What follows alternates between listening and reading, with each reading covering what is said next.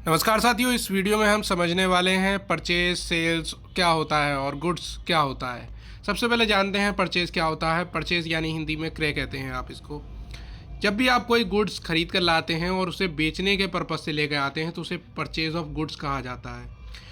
या आप किसी फिनिश प्रोडक्ट्स को बनाना चाहते हैं और उसके लिए आपको ज़रूरत पड़ती है रॉ मटेरियल की, तो रॉ मटेरियल को ख़रीदना और उसको फिनिश प्रोडक्ट्स बनाकर बेचना, तो जिस सामान को आप खरीद कर ला रहे हैं यानी रॉ मटेरियल को खरीद कर ला रहे हैं तो वो आपकी एक परचेज़ है।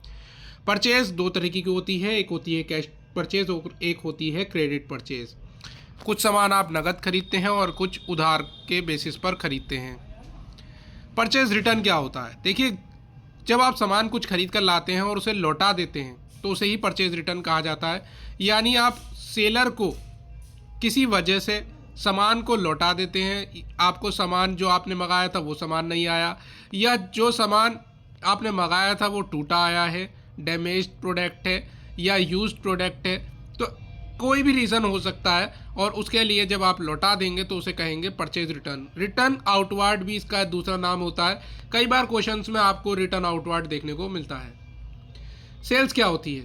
सेल्स दो तरीके की होती है, एक कैश सेल, एक क्रेडिट सेल। यानी सामान आप बेचना चाह रहे हैं और बेचने के पर्पस से आप कोई सामान बेच रहे हैं और वो आप नगद बेसिस पे बेच रहे हैं तो और तुरंत पैसे मिल जा रहे हैं तो वो कैश सेल है, और बाद में आपको पैसे मिलते हैं तो वो क्रेडिट सेल है। सेल्स रिटर्न क्या होता है? जब आपने कोई सामान बेचा और वापस परचेज़र ने आपको दोबारा से दे दिया वही सामान, आपके बिजनेस में वो सामान लौट कर आ गया, रिटर्न इनवार्ड कहा जाता है इसको। यानी आपका सेल्स रिटर्न कहते हैं, यानी सामान वापस लौट कर बिजनेस में आ जाता है और आपको पैसे लौटाने पड़ते हैं।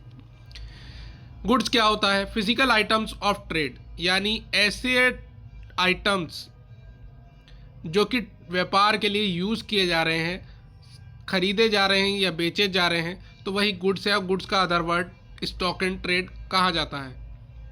यानी आप मैन्युफैक्चर्ड कह दें या परचेज कह दें with a purpose of selling, यानी आप ऐसा सामान रख रहे हैं जो आप बेचना चाहते हैं।